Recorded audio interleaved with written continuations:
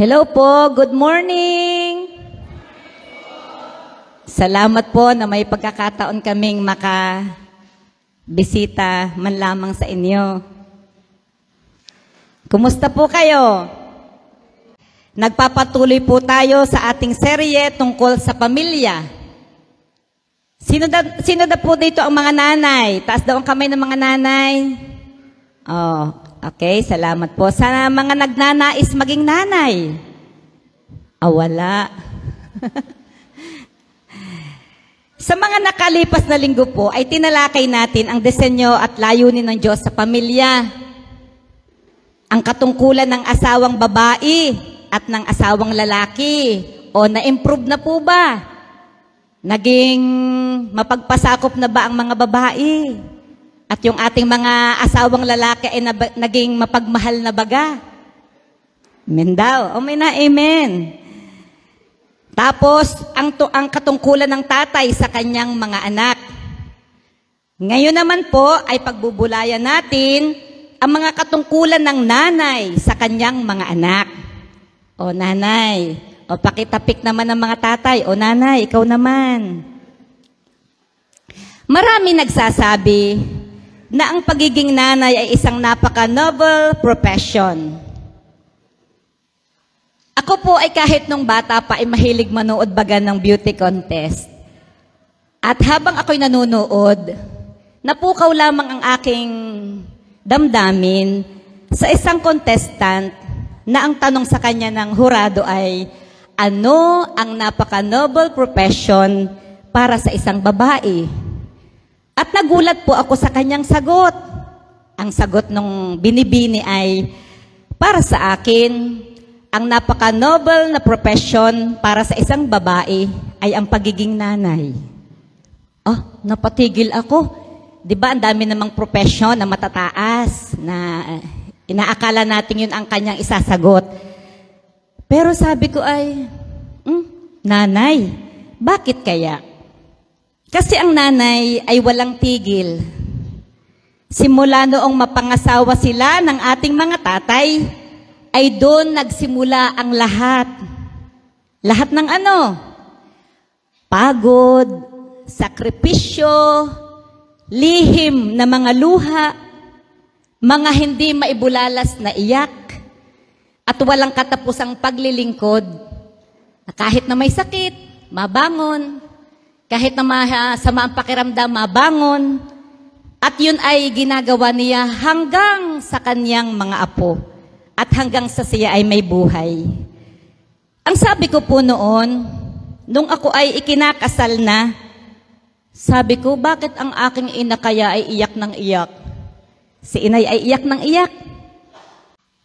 Ngayong ako ay nanay na, alam ko na kung bakit si nanay ay umiiyak. Dahil ako din po ay may anak na babae. Ganun nga pala.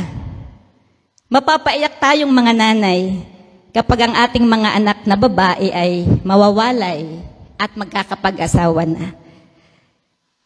Nabanggit din noon ng aking biyanan, si Inay Feli. Sabi niya, habang kami nagkikwentuhan, Ining, kung maaari, lamang ang aking mga anak na babae, ayoko silang pag-asawahin.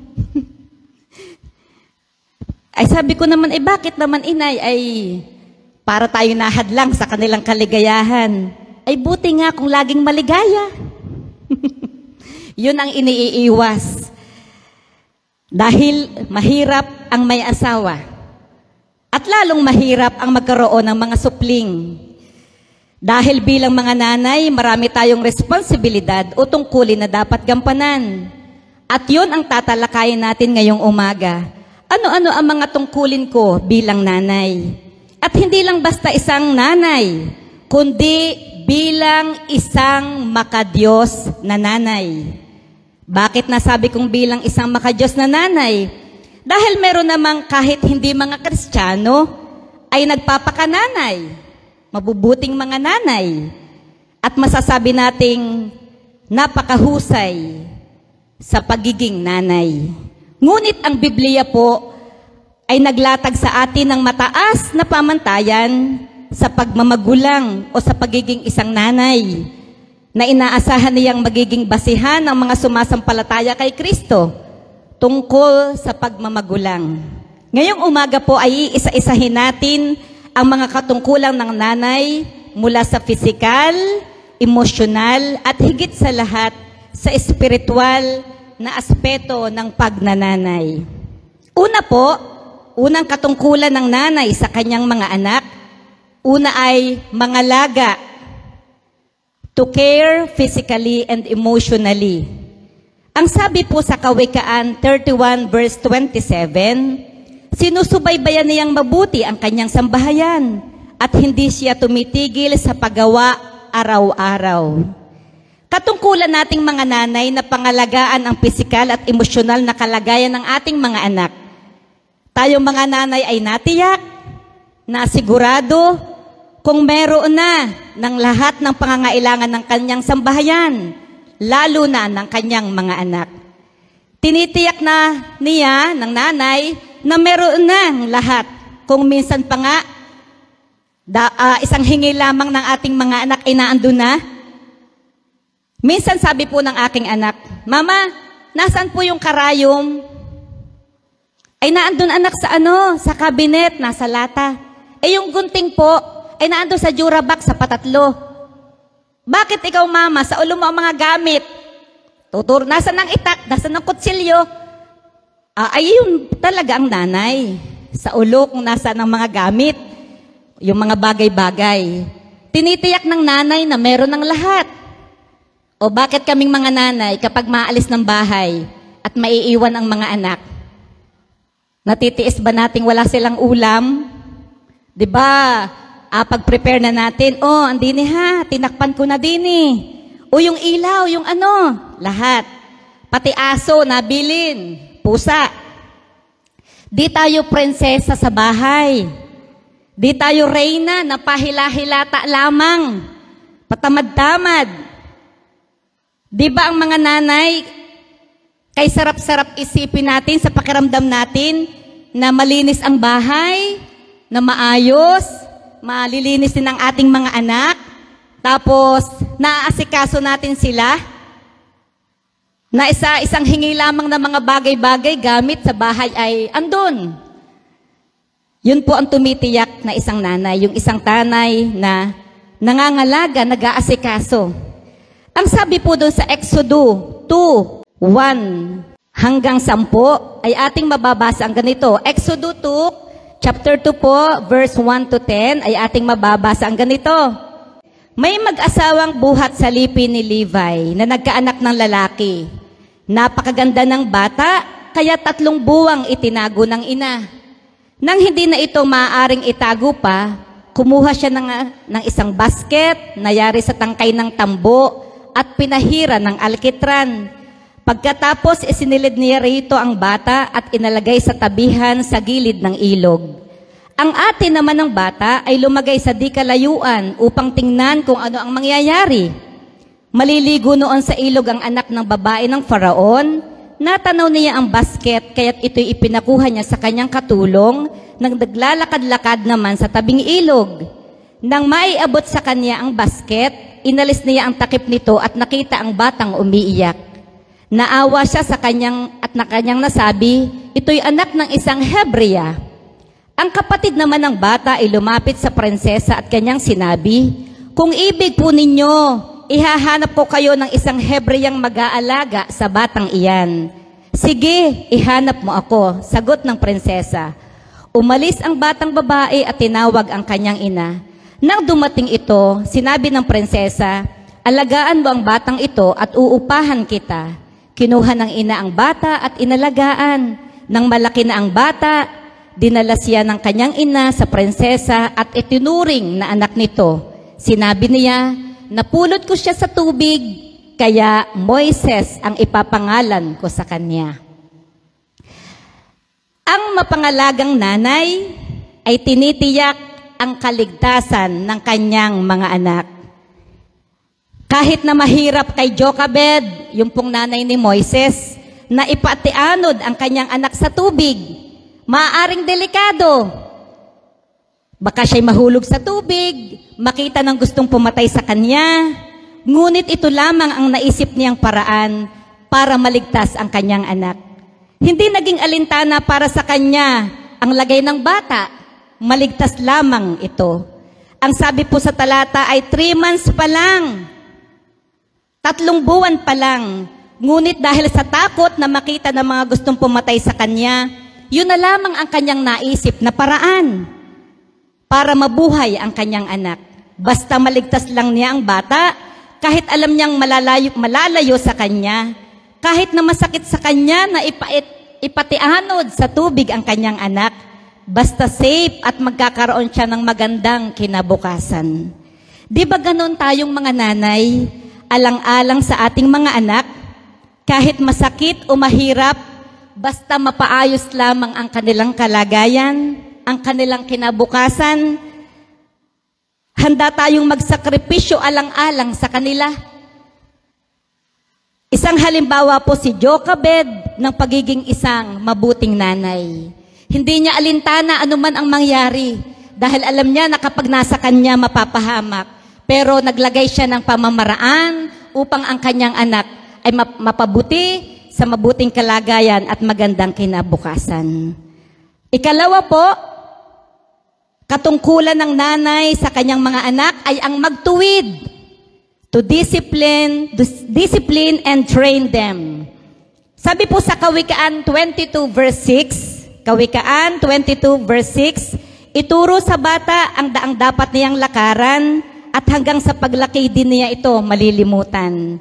Habang maliit pa, habang nahuhubog pa, habang naniniwala pa, dapat ay ipamulat na agad ang tama at mali, ang hindi sa oo, ang dapat at di dapat. Para di na tayo mahihirapan pa hanggang sa kanilang paglaki. Di ba po pag malaki na, may kanya ng gusto, may kanya ng pamamaraan, may kanya ng diskarte. Nakikita po natin ngayon na anong bilis ng panahon, di po ba? O may makikita tayo ngayong buntis, may mga buntis. Maya-maya, nakaanak na. Maya-maya, nagalakad-lakad na. At nung makita mo ng huli, dalaga na, binata na. Anong bilis ng panahon? Kaya sasabihin natin, naku, dapat pala noon pa. Dapat pala nung bata pa. Hindi po natin na mahahabol ang panahon. Dapat pala noon pa, nabitbit ko na siya sa church. Dapat pala noon pa, na-introduce ko na sa kanya ang Panginoon, na dapat katakutan at paglingkuran, higit sa ano pa mang bagay. Dapat pala noon ko pa nagawa sa kanya ang mga bagay na ito. Ngayon, kahit gustuhin man natin, huli na ang lahat. Lumipas na ang panahon na dapat sana noon pa. Ang sabi po sa Hebreo 12, 11 to 13, habang tayo'y itinutuwid, hindi tayo natutuwa, kundi tayo'y naghihinagpis. Ngunit pagkaraan niyon, lalasap tayo ng kapayapaang bunga ng matuwid na pamumuhay. Kaya't palakasin ninyo ang lupaypay na katawan at tipunin pa ang nalalabing lakas. Lumakad kayo sa daang matuwid upang hindi tuluyang mapilay, kundi muling gumaling at gumaling ang paang nalinsad. Di po ba sa ating mga nanay, madali po bang magtuwid? Madali po bang magsuway? Di ba hindi? At kapag tayo tinutuwid, sabi sa talata, ay may paghihinagpis. Masakit kasi ang magtuwid. Mahirap. Para sa iba yun ay kaabalahan. Ayaw kasi nating masasaktan sila. Para wala ng gulo, para tahimik na, yung hinihingi mo, Pag halimbawa ay kasama sa palengke, nagaturo-turo. Gusto ko yun. Para wala ng gulo at para hindi mapahiya, nabigay na. Para wala ng ligalig, sige, ito na. Pero kailangan po natin ang magtuwid. Huwag nating iisipin na ito ay kaabalahan. Noong pong bata pa ang mga anak namin, pag ako'y mamamalengke at gustong sumama, ay bago umalis ay may may sabihan na, huwag kang hihingi ha. Huwag hihingi ng kung ano-ano. Pwede naman pagkain, huwag lang kung ano-ano. At siya, pag ikay humingi ng kung ano-ano, ay may garuti ka. Hindi yung garuti, palo. Parang yung garuti ay mahigpit naman, Minsan naman, kapag ang ating mga anak ay bata pa, ako po'y nasaksihan ko ito. Bata pa, nagsasalita na siya ng mga bad words. At iniisip nila, nasalita ni Toto yun. Papalakpakan pa. Anong cute, Sabi pa, iniisip nila na kakuyutan yun. Pero ang totoo, katakutan natin yun. Dahil may kahihinatnan. Pwede naman po tayong magtuwid ng firm. Pero loving. Hindi naman lahat ng pagtutuwid ay mahirap. Meron namang pagtutuwid na madadaan mo sa kausap, sa maayos ng pamamaraan. At pagkalipas naman ng pagtutuwid na iyon, ano daw ang malalasap natin? Kapayapaang bunga ng matuwid na pamumuhay. O ipagpapalit ba natin? Ganong merong kahihinatnan yung ating pagtutuwid, may kapalit. Ang kapalit daw ay kapayapaang bunga ng matuwid na pamumuhay. Naiitama natin sila sa paraang nais ng Diyos. Ang sabi po sa 2 Timoteo 1:5, hindi ko malilimutan ang tapat mong pananampalataya, katulad ng pananampalataya ng iyong Lola Loida at ni Eunice na iyong ina. Natitiyak kong taglay mo pa ngayon ang pananampalatayang iyon. Marahil kaakibat ng pananampalatayang itinuro kay Timoteo ay ang pagtutuwid din naman kung nalilihis ng landas o kuminsan kung napapaiba ng ugali at gawi. Andun din ang pagtutuwid sakaling nagkakamali ang ating mga anak. Ang kailangan ng ating mga anak ay disiplina, hindi parusa. Ang disiplina ay pagtutuwid. Ang parusa ay pananakit. Bahagi ng disiplina ang pagtutuwid sa mali o sa kasalanang nagagawa ng ating mga anak. Bahagi ng disiplina ang pagtutuwid. Ang disiplinado at masunuring mga anak ay hindi basta-basta nangyayari. Ano daw po, ang disiplinado at masunuring mga anak ay hindi agad-agad nangyayari. Nangangailangan ito ng mahabang proseso na kung papaano mo sila pinalaki, yun din ang daladala nila hanggang sa sila'y tumanda. Ang sabi po sa Kawikaan 13:24, ang mapagmahal na magulang ay nagdidisiplina ng kanyang anak, sapagkat kung mahal mo ang iyong anak, itutuwid mo ang kanyang maling ugali. Hindi po pala nagmamahal yung napabayaan na lamang. O sige, gawin mo ang gusto mo. Hindi po yun biblical. Ang sabi po, ang mapagmahal na magulang ay nagdidisiplina ng kanyang anak. Hindi porket mahal mo ang iyong anak, ay hindi mo na siya papaluin. Hindi mo na siya paparusahan.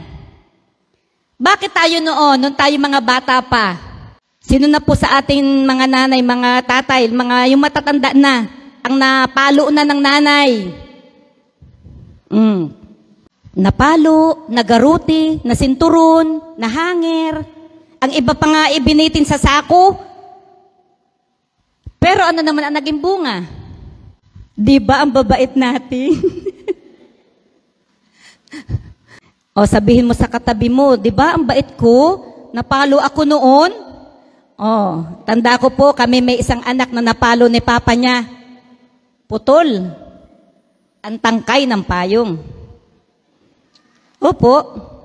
Ako'y namamalo din. Ay pagbaga naman mali. Ay sino baga namang nanay na matutuwa pa nun?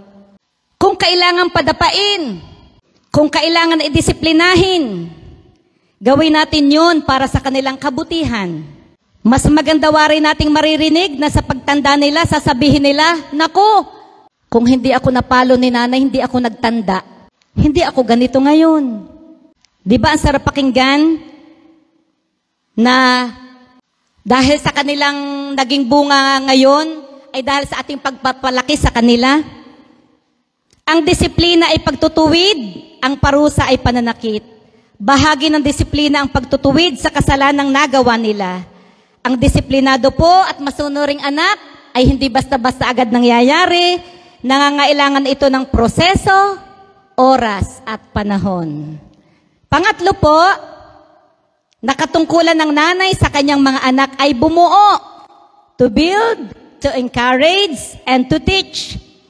Sa Isaiah po, Isaiah 66 verse 13, Isaiah 66 verse 13, ang sabi dito, aaliwin kita sa Jerusalem, tulad ng pag-aaliw ng ina sa kanyang anak.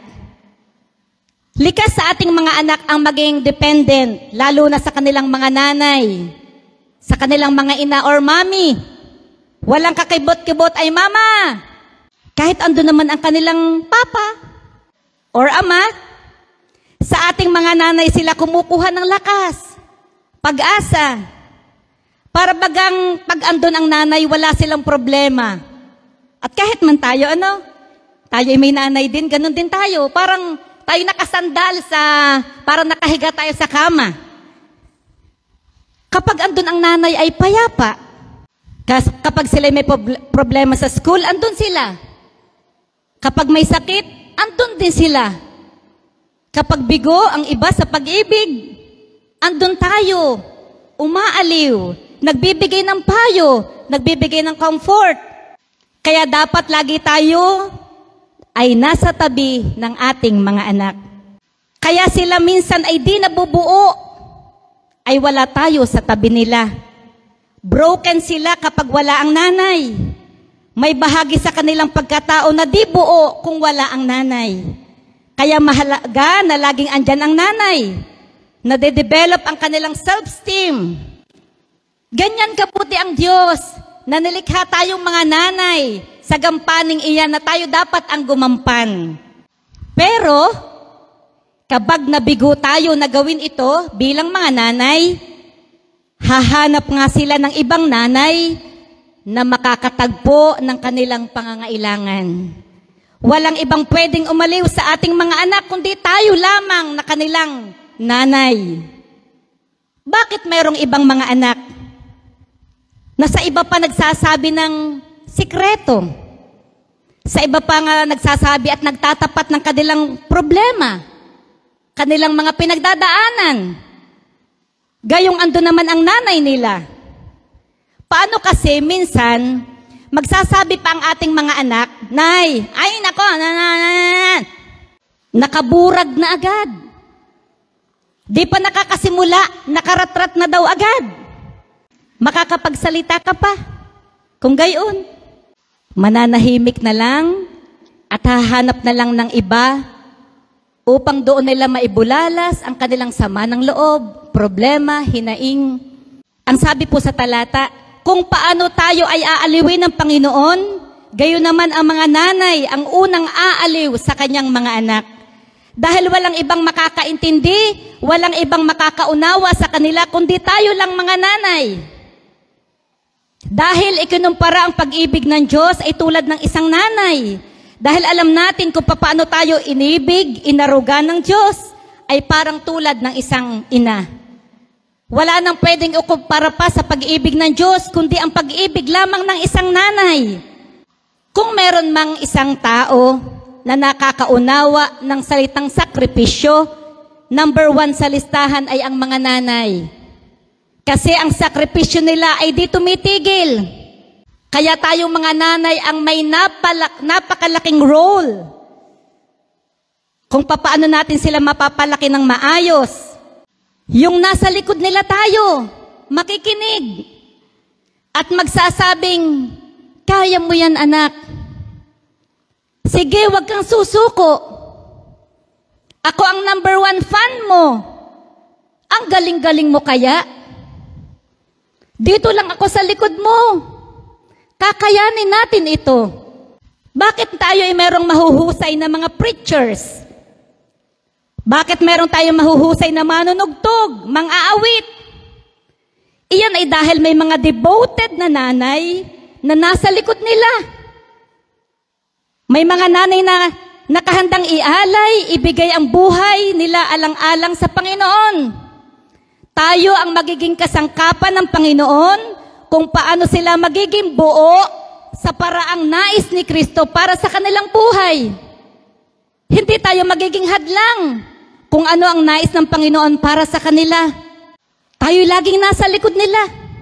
Napukaw down lang po ako sa isang patotoo ng isang artista. Ganito po ang kanyang sabi. Bilang isang nanay, wala nang sasarap pang makita ang kanilang anak ay lumalapit sa Diyos. Sabi pa niya, wala siyang ibang pangarap sa kanyang mga anak kundi ang makilala nila ang Diyos. Hindi niya hiniling na gumanda ang buhay ng kanyang mga anak. Hindi niya hiniling na yumaman ang kanyang mga anak. Hindi niya isinaysay sa Panginoon na dapat ganito. Ganito ang sabi niya. Because once they have God in their lives, nothing can stop them. Nothing will be impossible for them. Na kapag kilala nila at naranasan nila ang Panginoon, ang hinahanap nilang maganda, masagana at mapayapang buhay, ay ang Diyos lamang ang pwedeng magbigay nun. Kasi minsan iniisip natin na pag ang ating anak ay tanyag, kapag masagana, fulfilled na tayong mga nanay. Pero kapag ang ating mga anak ay nakakilala, sumusunod, lumalago sa Panginoon, ang Panginoon ang magbibigay ng lahat ng longing ng ating puso. Masagana man yan, ano man yan, matanyag man yan. Ang tanong, yung kapayapaang nagmumula sa Panginoon. Ang sabi po, because once they have God in their lives, nothing can stop them. Nothing will be impossible for them. Yung po ang panghawakan natin, na ang pangako ng Panginoon ay hindi nawawala sa sino mang siya'y hinahanap. Sa sino mang siya ay laging paglilingkuran at kikilanlin bilang Panginoon. At pang-apat po at panghuling puntos, ang magmahal. Ang mahalin natin ang ating mga anak, sabi po dito, to love unconditionally. Sabi po sa Marcos 7, mga talatang 25 to 30, ang pagdating niya ay nabalitaan ng isang inang may maliit na anak na babaeng inaalihan ng masamang espiritu. Pumunta siya agad kay Jesus at nagpatira pa sa kanyang harapan. Ang babaeng ito'y hintil, tubo sa Syrophoenicia. Ipinamanhik niya kay Jesus na palayasin ang demonyo na nasa kanyang anak. Ngunit sinagot siya ni Jesus sa pamamagitan ng isang kasabihan. Dapat munang pakainin ang mga anak. Dahil hindi tamang kunin ang pagkain ng mga anak at ihagi sa mga aso. Sumagot ang babae, tama po kayo Panginoon. Pero kahit mga aso sa ilalim ng mesa ay kumakain ng mga mumong na iilaglag ng mga anak. Kaya sinabi ni Jesus sa kanya, dahil sa sagot mong iyan, maaari ka nang umuwi. Lumabas sa anak mo ang masamang espiritu. Umuwi nga ang babae at nadatnan ang anak niya sa higaan at wala na nga ang masamang espiritu sa kanya. Tingnan po natin sa verse 25. Ang pagdating niya ay nabalitaan ng isang inang may maliit na babaeng inaalihan ng masamang espiritu. Pumunta siya agad kay Jesus at nagpatira pa sa kanyang harapan. Mapapansin po natin sa talata na pumunta siya agad-agad. Agarang nagsadya sa Panginoong Jesus nang wala ng pag-aalinlangan o walang patumpik-tumpik. Hindi siya pumayag na manatili ang kanyang anak sa desperadong kalagayan. Dahil mahal niya ito. Umisip siya ng paraan kung paano masusolusyonan ang kanyang kalagayan. Ang mapagmahal na ina ay hindi pumapayag na manatili sa masamang kalagayan ang kanyang anak.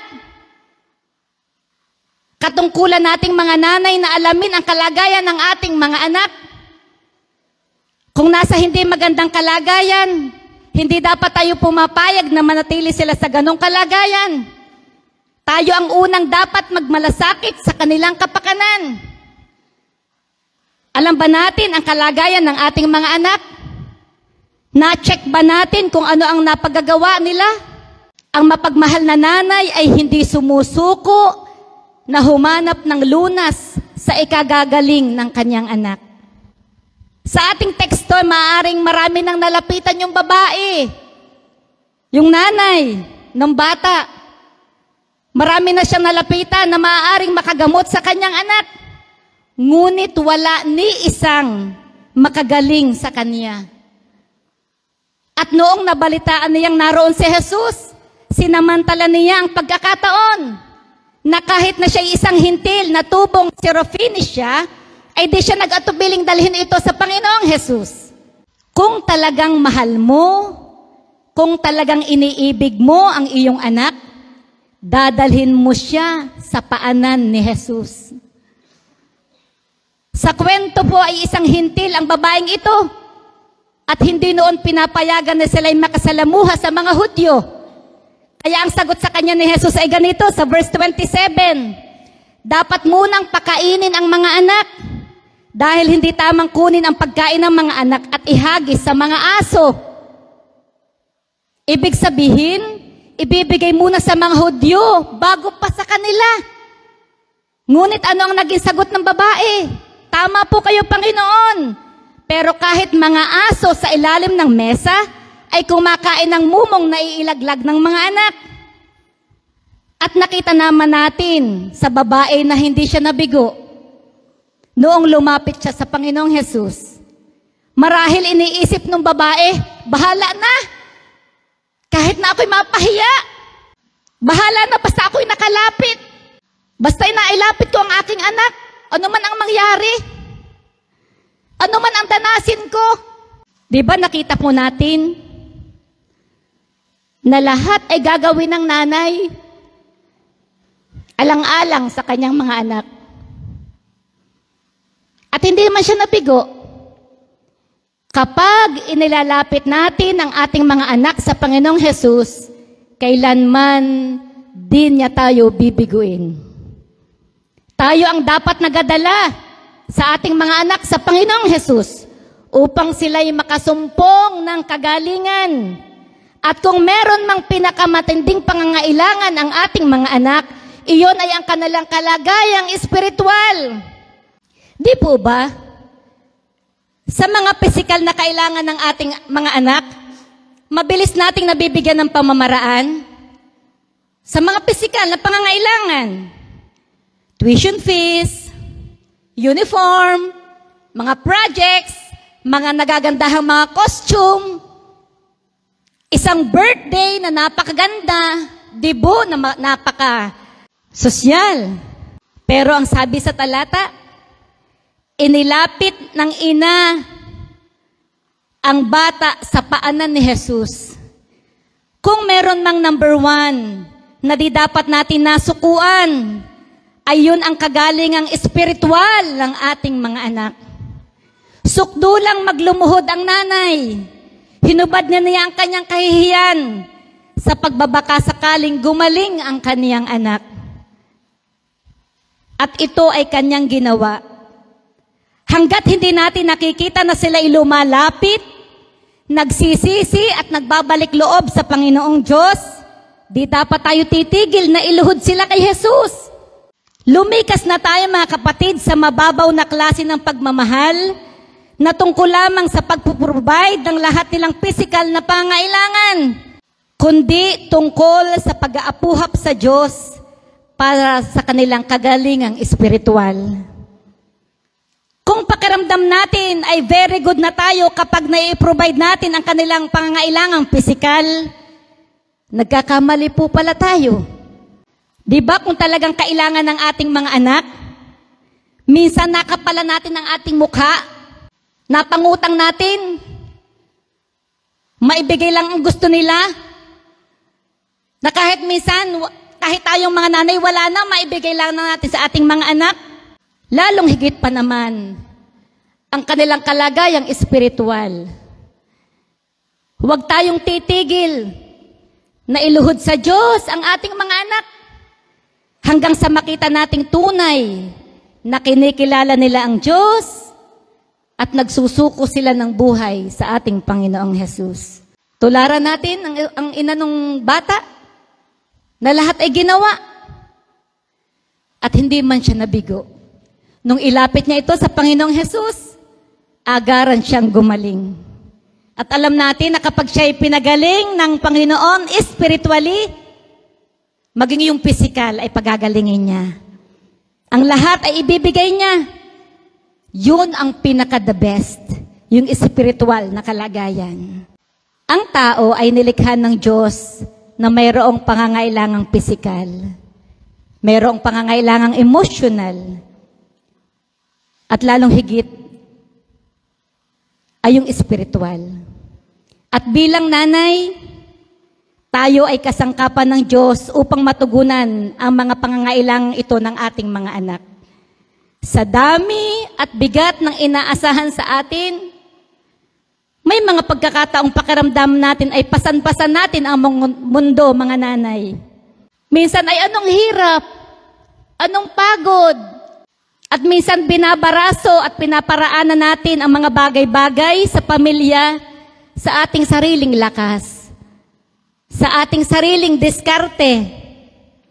Nabibigo tayo sa pag-abot sa pamantayan ng Diyos kapag ginagawa na natin ang mga bagay hiwalay sa karunungan at kapangyarihan ng Diyos. Natutunan natin sa experiencing God na kapag wala sa maayos na kalagayan ang kaugnayan natin sa Diyos, ang lahat na ng mga bagay sa ating buhay ay magiging wala rin sa ayos. Ano daw po? Kapag wala sa maayos na kalagayan ang kaugnayan natin sa Diyos, ang lahat na ng mga bagay sa ating buhay ay magiging wala rin sa ayos. Kumusta po ang kaugnayan natin sa Panginoon, kapwa ko nanay? Kapag hindi na ang Diyos ang number one sa ating buhay, kapag mas inuuna natin ang pag-aasikaso sa ating mga anak, at kinakaligtaan natin ang pinakamahalaga at pinakapangunahin sa lahat, mabibigo na tayo na maging isang makadiyos na nanay. Bumalik po tayo sa Panginoon. Bumalik tayo sa Panginoon sa isang malapit na kaugnayan sa Kanya. At hayaan nating ang Panginoon ang maghari sa ating buhay at sa Panginoon lamang tayo dumepende sa Kanya bawat araw. Muli, magandang umaga po sa inyong lahat at pagpalain po tayo ng ating Panginoong Diyos. Sa Diyos po ang kapurihan at pasasalamat.